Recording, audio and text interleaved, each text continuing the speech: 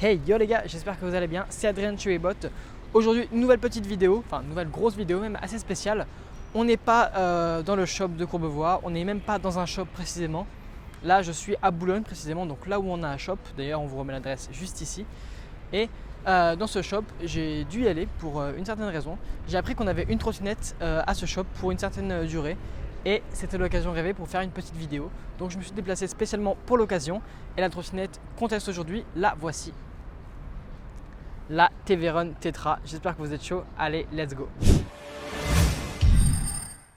Donc voilà, ça va être une vidéo à un format assez différent. Vous ne m'aurez pas avec ma tête tout le long. Je vais plutôt en parler bien en détail juste ici de la trotte. Puisque j'ai pas pris ma caméra. Je l'avais pas sur moi à ce moment-là. Mais voilà, j'ai mon téléphone, on peut filmer, on peut faire de belles images malgré tout. Et on va surtout en parler parce que c'est, je pense, là-dessus que vous voulez qu'on parle. Vous voulez qu'on parle de la trottinette. Donc elle est magnifique, elle est vraiment massive. Pour vous donner un ordre d'idée, par exemple, sur la roue, hein, on rappelle que les roues font 13 pouces. Hein, 13 pouces, ordre d'idée, mon bras. Voilà. Donc la T-Veron Tetra, la fameuse T-Veron a 4 roues motrices. Ici, on peut la choisir en 2 roues motrices. Là, on a la 4 roues motrices, donc on a l'Excelsior modèle, c'est super cool. On a évidemment le petit T-Veron juste ici, magnifique, le Tetra 4 WD, donc je crois que ça veut dire les 4 roues motrices, même ici la PAF. Et nouveauté aussi de chez T-Veron, spécialement pour ce modèle, on n'a pas une potence avec uniquement une barre, mais là on a 2 barres qui forment un V, ça fait un triangle, c'est magnifique. Et on a les LED qui sont à l'intérieur, franchement c'est top, on n'a rien à l'extérieur, c'est hyper sobre, on les a que à l'intérieur. Le phare qu'on a juste ici, le petit réflecteur et même sur les côtés en orange.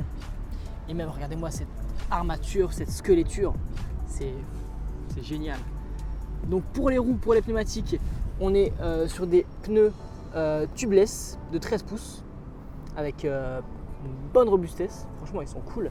Le système de freinage, c'est des freins à disque hydraulique, donc on a les disques juste ici qui sont à l'intérieur de chaque roue avec évidemment les plaquettes.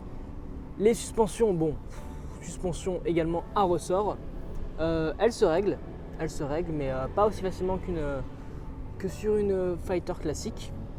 Et l'armature, c'est génial, putain. Regardez-moi ça, c'est fou.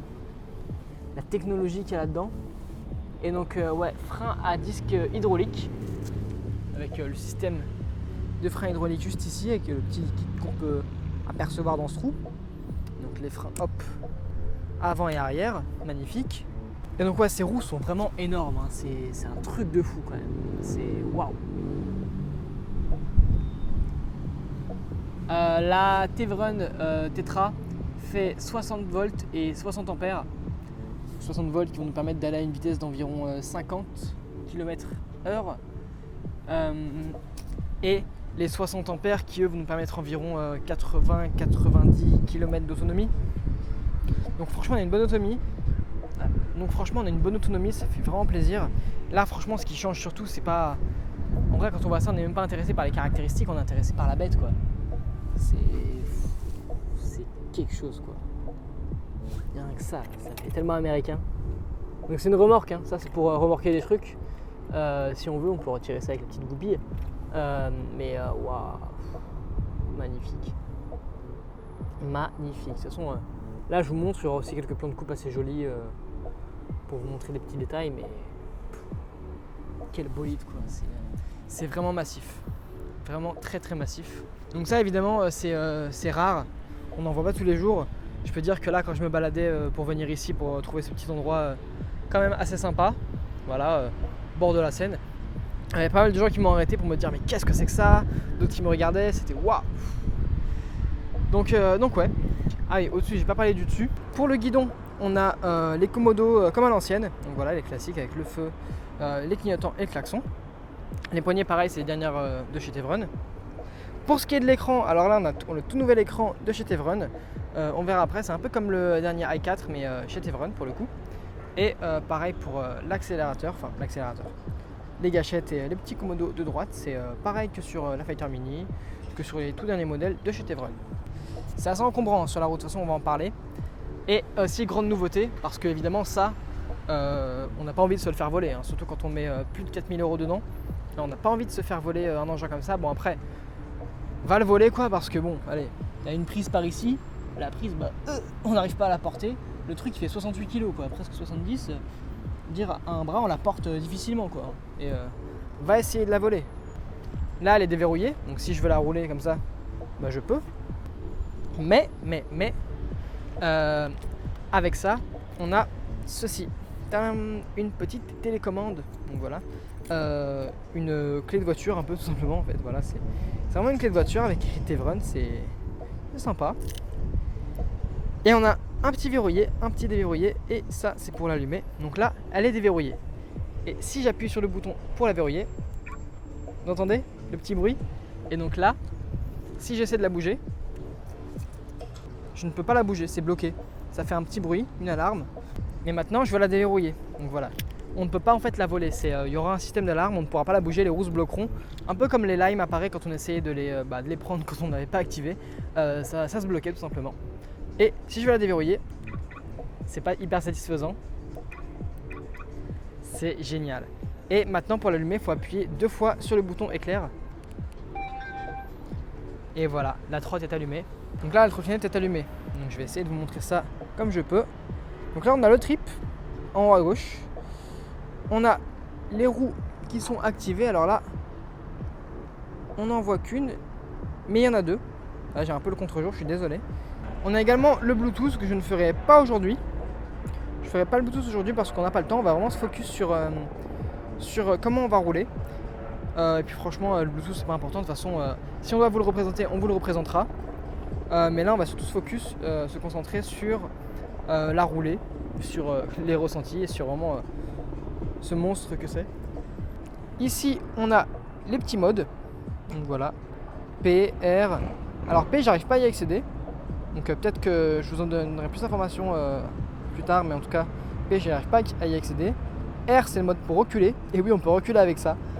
Mode économie. On a un mode walk. D1. Le D1 monte déjà jusqu'à D3. Et on a un mode sport. Donc juste après D3, le mode sport. Et le mode P, mais j'arrive pas à y accéder. Bon, on verra en route, je vous en parlerai. L'odo, ici on est à 15 km, on a un peu roulé. Là, la puissance en watts. Le compteur, qu'on a en kilomètres. On a petite information sur la batterie juste ici. Et ici, on a aussi des watts. Donc je crois que ça va concerner les moteurs avant et arrière. Si on appuie sur le bouton mode qui est ici, le trip ici, là, change en average. Ici, on a la puissance du moteur avant en ampères. Voilà, j'essaie de vous présenter un peu dans les grandes lignes. Je ne connais pas très bien ce display. De toute façon, on vous présentera plein d'autres Tevron avec ce même display. Et on sera bien plus précis dessus. Là, franchement, j'ai pas eu le temps de tout apprendre, malheureusement. Je suis désolé. J'ai pas eu le temps de comprendre comment celui-ci fonctionnait, ni le code d'activation qu'il fallait. Mais voilà, en tout cas, on a dans les grandes lignes. Après, le display, de toute façon, c'est pas non plus le plus important. Le plus important, c'est cette gâchette-là qu'on adore. Et surtout, on peut tout gérer en Bluetooth. Donc là, on va vraiment pas le faire. Vraiment, ça ne nous intéresse pas. C'est surtout en fait les caractéristiques de la trottinette. La roulée, c'est un grand test. C'est une grande présentation et un grand test qu'on fait aujourd'hui. En maintenant ce bouton, on peut toujours passer de 1 à 2 à 0 moteur. Donc ça, voilà, c'est le cycle. Et là, on passe toujours les vitesses. Là, on allume, mais il ne se passe rien si on appuie dessus. Et puis voilà, c'est à peu près tout, vraiment. On peut même tester aussi ces commandos-là. Donc là, c'est vraiment lumière, klaxon, clignotant. Le klaxon, vraiment, voilà, pour ça, franchement, je préviens que j'arrive avec ça. Je fais un peu pitié, quoi. Donc bon, les clignotants qui sont ici, donc à l'avant et à l'arrière, enfin à l'arrière et à l'avant.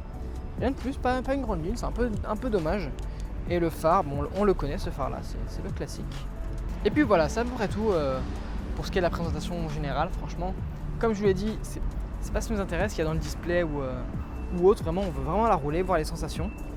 On a fait à peu près le tour, mais pour vous résumer, je me suis un peu trompé déjà sur l'autonomie. C'est pas 50, 60 km d'autonomie, c'est 200 km d'autonomie. Je suis vraiment désolé. Retenez bien cette information, c'est 200 km d'autonomie. La vitesse maximum 50-55 km/h selon l'utilisation, selon où on est, selon les conditions, tout ça. Et ouais, donc à retenir, 10 000 watts de puissance. Pourquoi je ne l'ai pas dit avant?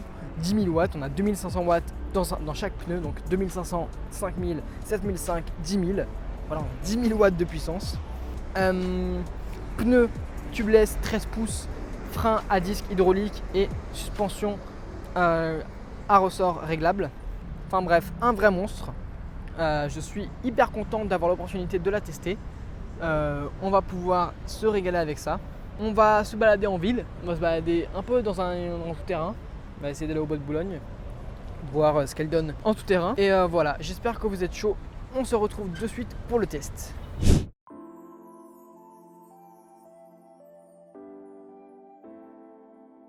Bon allez, on est dessus, donc pas besoin de béquilles déjà. On ne replie pas de béquilles. La preuve, on est là. On tient tout seul, vraiment à pieds joints. J'ai même pas besoin de mettre les mains. Je peux même bouger un petit peu, c'est cool. Donc ouais, pas de béquille, elle tient toute seule, vraiment c'est top. Et là on peut accélérer. Et voilà, on est parti. Donc l'itinéraire, je les connais pas pour une fois. Là on va vraiment y aller au feeling. Et donc comme je vous l'ai dit, c'est très difficile à piloter. Si je tourne, enfin en fait il y a quelque chose dans le penché du corps. Si je tourne juste le guidon à gauche par exemple, bah je tournerai mais pas trop. Ce sera pas hyper maniable. Et puis il y a une histoire où on se penche, il y a une histoire de poids, comme en skate ou comme en moto. Et là en fait il y a beaucoup d'histoires de poids où on doit faire paf et paf. Et c'est pas très maniable, là j'ai failli me vautrer. Mais là j'ai roulé un peu et je me sens déjà bien plus à l'aise. C'est hyper spécial, franchement. Et puis même quand on descend, moi je pose le pied à gauche tout le temps. À chaque fois que je pose mon pied, je me fais rouler dessus quoi. C'est un peu beaucoup spécial même. Et donc là ce qu'il faut vraiment faire, c'est être minutieux, pas aller trop vite. Et puis c'est pour ça que je pense qu'elle va pas trop vite. On va se mettre sur le passage un peu tout terrain ici là. Hop là, c'est vraiment très compliqué d'être maniable avec ça. Mais voilà, j'ai un peu de liberté. Et pas sur la route au moins. Il n'y a personne devant moi, c'est cool. On peut donner un petit coup de patate. Donc là on est en mode éco pour rappel. Et là 23. Ouais, on est bien à 23. C'est hyper spécial. C'est hyper bien mais en même temps compliqué quoi. On a une route un petit peu accidentée, on est sur un trottoir classique français, parisien. Donc ouais, là on peut supporter ça. Et franchement, on peut voir qu'elle est faite pour ça, vraiment la trotte. C'est faite pour ça. Oh, radar. Elle est faite pour ça, voilà. C'est rien de plus à dire. C'est pour ça qu'elle est faite. Elle amortit hyper bien les choses, la suspension est au top. Par contre, la maniabilité dans les petits terrains, c'est pas ça. Hein. C'est vraiment pas ça. De toute façon, elle est tellement encombrante, je veux dire 70 kg, tu le mets pas partout. Et à raison. Vraiment à raison. Mais là par exemple le petit mélange de sol entre béton et terre, je supporte ça très bien. Même des petites bosses, tout ça, je les encaisse hyper bien. C'est vraiment une trotte tout terrain quoi. Puis c'est même pas une trotte à la fin, c'est un quad. Je pense que vous avez vu la vidéo de Cram2. C'est un quad qui a testé, c'est pas une trotte. Cram2 qu'on salue d'ailleurs. Bon là je suis un peu pris au piège. Comment vais-je faire? Bon, on va continuer tout droit, allez. On va faire un test assez court hein, malheureusement, mais c'est vraiment une découverte de cette trotte. Allez. Voilà, on prend la vitesse là, voilà. Et on retourne sur un endroit où on n'a pas de place, nickel. Pourquoi elle n'était pas à Courbevoie celle-ci? Oh là là. Bon, j'ai trouvé un petit endroit sympa où il n'y a pas de voitures qui viennent, en tout cas pas à côté de moi. Et donc voilà, là, comment on bouge. Et donc comme je vous l'ai dit, on a du coup un mode éco, un mode walk. Donc, si on appuie dessus, ce sera un peu comme le mode éco, on va pas beaucoup accélérer. On a le mode 1, mode 2 et mode 3, donc les modes qui vont aller de plus en plus vite. Et on a un mode sport qui lui va très vite. Le P, je viens de penser que le P ça peut être parc peut-être. Déjà on a le mode R. Donc le P j'arrive pas à y accéder pour le coup. Mais le mode R, comme je vous l'ai dit, c'est un mode pour reculer. Et ça c'est vraiment du jamais vu, je l'ai fait tout à l'heure et là je vais vous le montrer. Est-ce que c'est pas énorme? J'ai l'impression d'être Martin dans Cars. Donc maintenant, allez déjà réussir à la manier normalement et allez la manier quand vous reculez. Est-ce que c'est pas génial? Genre pour se garer. Vraiment on peut reculer sur une trottinette électrique. Est-ce qu'un jour vous vous êtes dit qu'on pouvait reculer en trotte électrique? Bon alors c'est vraiment pour se garer, hein. De toute façon, on va faire des concours de marche arrière quand on aura 20 tétras ensemble. Mais on peut aller hyper vite. Voilà, je suis en train de tracer à l'envers. Ouais, maintenant, allez, ne pas se casser la gueule, c'est une autre histoire. Et hop là, on va à fond en arrière. Et bah, vous voyez, comme tout à l'heure quand je me suis retourné, et bah, on peut essayer ça. Essayer d'aller à fond à l'arrière. Ah, on fait une découverte, hein, là, je vous l'ai dit. Est-ce que c'est pas énorme ça? Bon, après voilà, c'est très compliqué à faire. On va essayer une petite dernière fois. Je vous montre un petit peu le chemin qu'on a. Franchement, on a assez bien. Si vous voyez ma position, dommage que je sois tout seul. J'espère pouvoir refaire une vidéo avec la tétra bien plus travaillée et bien plus cool. Mais là, c'est waouh. Donc voilà, là je suis à fond en arrière et voilà, j'ai pas la vision de la vitesse, mais on doit être à un bon 5 km/h en arrière. Et maintenant j'ai pris un peu d'espace pour faire quelques petits tests de vitesse. Donc c'est plutôt cool. Donc on va passer au D1 du coup. Donc le D1. Allez, on avance. Donc c'est un peu comme le mode éco celui-ci. Hein. Il va même moins vite, il va à 15. Le mode éco il va à 25. Voilà, donc celui-ci va à 15. Et attends, go faire le demi-tour. Voilà, l'avantage c'est que le demi-tour on va pouvoir le faire en arrière. Donc elle a plein de trucs plutôt cool cette trotte. Hein. Malgré le fait qu'elle soit très dure à manier. Et bah, on va faire un test de vitesse max en mode éco. Allez. Je crois qu'on est à 25 en mode éco. De toute façon en mode vitesse classique. Allez, 23, 24.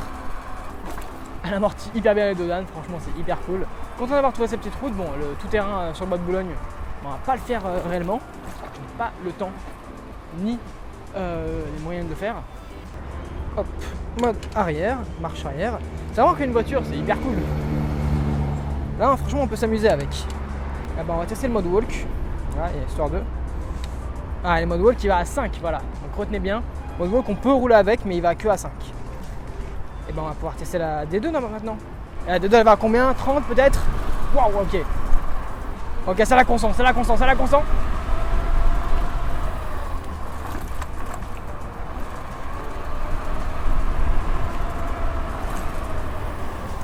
Bon alors faut savoir que j'ai très peur d'aller à la vitesse max avec cet engin. Pour la simple bonne raison qu'il est très dur à contrôler. Mais on va vite. On va très vite. Et pour rappel on est vraiment en quadruple moteur pour le coup. J'ai toujours mis les quadruples moteurs, là on va pas tester juste deux moteurs, de toute façon on veut la puissance. On va même se mettre en D3 et là on part beaucoup plus.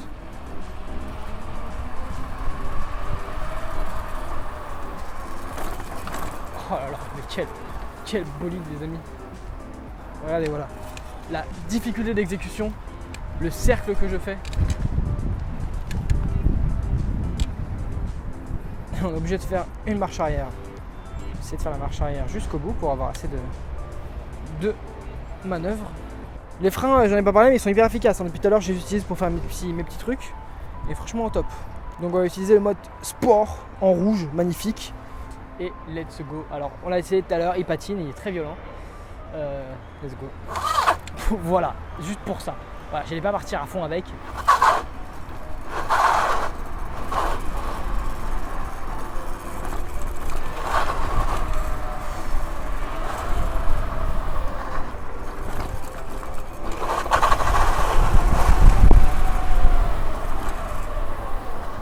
Je n'irai pas à fond, c'est décidé, je n'irai pas à fond. Ne me le demandez pas, de toute façon, je n'irai pas à fond. Même si à fond c'est du 50, je m'en fiche. 50 c'est une formalité maintenant, à force de rouler, alors qu'avant je n'avais jamais roulé avant. Bah c'est une formalité, mais là non, je ne veux plus. Rien que pour faire des manœuvres, c'est super cool. Mais non, wow, le mode sport il est terrifiant. Regardez le patinage, bon je vais quand même essayer le mode sport avec un seul moteur. Ah ok, le mode sport n'est pas disponible en quadruple moteur, que en double, enfin, que en 1 du coup.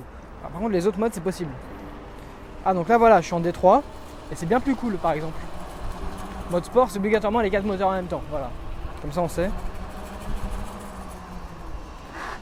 Voilà les gars, c'est la fin de cette vidéo, j'espère qu'elle vous aura plu. Si c'est le cas, n'hésitez pas à lâcher un petit pouce bleu et à vous abonner à la chaîne, ça fait toujours plaisir. Et nous on se retrouve pour de prochaines vidéos. Allez, ciao!